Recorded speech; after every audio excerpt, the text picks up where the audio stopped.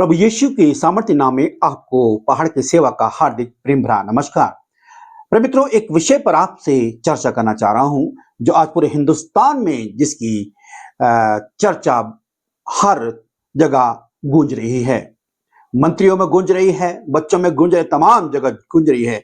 और बाइबल इस विषय के ऊपर बहुत ही स्पष्ट बताती है।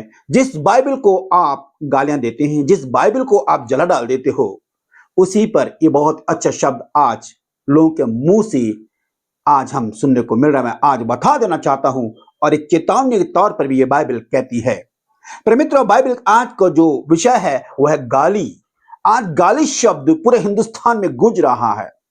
बहुत लोगों को गालियां देने पर बहुत आपत्तियां हो गई हैं और बहुत से मंत्री भी गालियां, मैं सुन रहा था जब यूट्यूब में देख रहा था किस प्रकार से भद्दी भद्दी गालियां वो भी दे रहे हैं। तमाम प्रकार के आज पूरे हिंदुस्तान के अंदर यह शब्द जो हमको नहीं सुनना चाहिए था, आज उस शब्द भी हम सुन रहे हैं। जिस मुंह से हमको अच्छी वाणियां बोलनी चाहिए थी, आज उन मुंह से हम उन भद्दी भद्दी गालियों को सुन रहे हैं।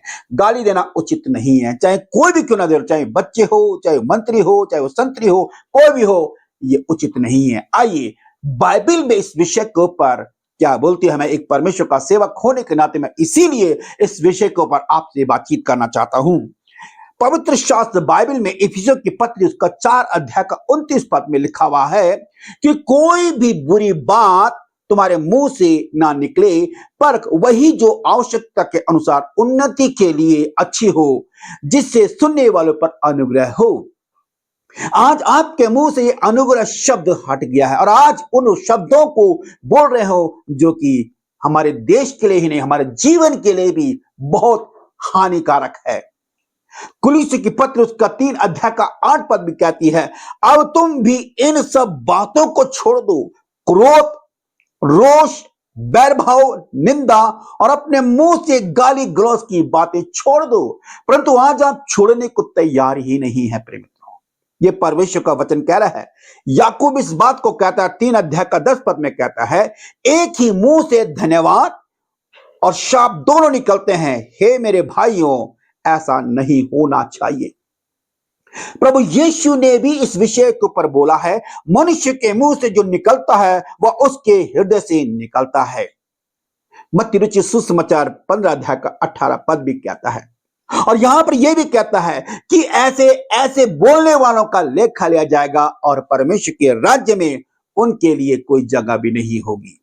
पर मित्रों, आज आपने इन शब्दों को अपने जीवन में इतना बैठा दिया है, बैठ गए हैं, जो आपके लिए खतरनाक है। पर मित्रों, आज आप इन शब्दों को जो बोल रहे हो, ये आज आपके मुंह से निकल रहे उचित बिल्कुल भी नहीं है।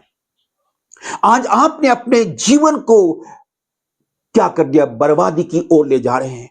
आज आप अपने मुंह से इन शब्दों को जो निकाल रहे हो वो उचित नहीं है।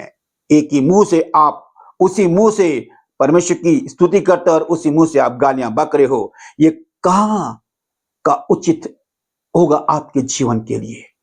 मेरे मित्रों, जब मैं देख रहा था, सुन रहा था, ऐसी ऐसी गालियां जो आज बोलने के लायक नहीं है, मैं दिखाने के लायक नहीं है कि मैं दिखा सकता था, लेकिन मैं नहीं चाहता हूं कि वो आपके सामने उसको प्रस्तुत करूं। लेकिन एक बात बोलना चाहता हूं, आप इतने बड़ी पोस्ट में हो, आज इतने बड़े अधिकारी हो और आपके मुंह से इन शब्दों का निकलना अकॉर्डिंग टू बाइबल के अनुसार ये आपके जीवन के लिए घातक है और आपके जीवन के लिए जो लेखा लिया जाएगा, एक दिन ये जीवन समाप्त हो जाएगा।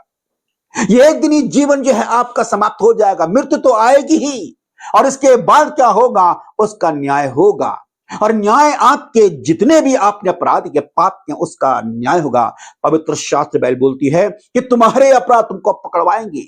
जिस प्रकार से हमने देखा कि उस बच्ची ने गाली दी और उसको ऊपर एफआईआर दर्ज उसके ऊपर की जा रही है, सजा के प्रावधान किया जा रहा है। जब आप संसार की सजा को बोल सकते हैं तो उस ईश्वर की, उस परमेश्वर की सजा भयंकर है।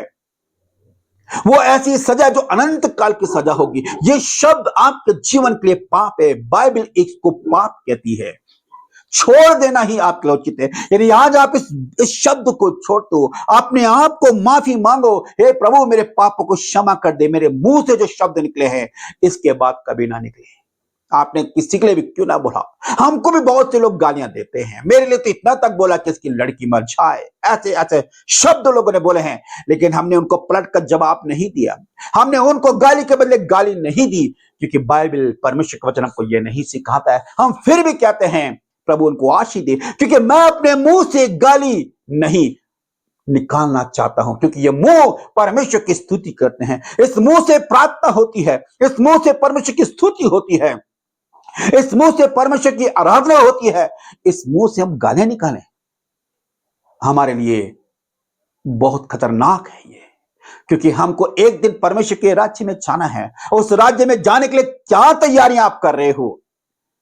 क्या तैयारियां आपकी उस संसार को छोड़कर जाने की, जहां परमेश्वर ने आपके लिए हमारी जगह तैयार करके रखी है। प्रिय मित्रों, बाइबल में बहुत सारे वर्णन यहां पर लिखे हुए इस विषय के ऊपर।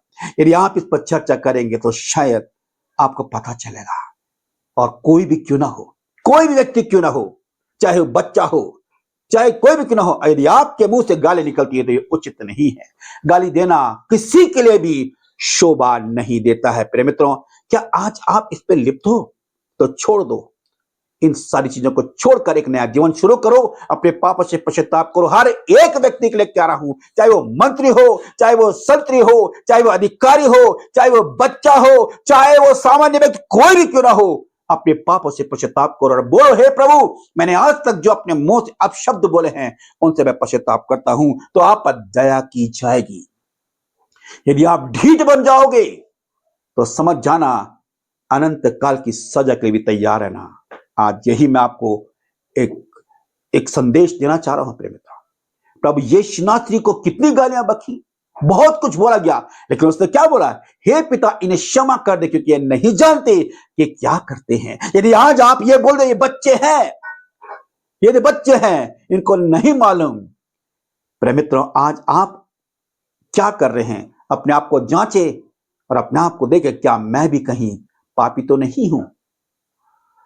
क्षमा करना सीखें और अपने आप को भी माफी मांगना सीखें। परमेश्वर आपको बहुत आशीष देगा। फिर मुलाकात होगी। पहाड़ के सेवक को इजाजत दीजिएगा। फिर मुलाकात होगी। नमस्कार।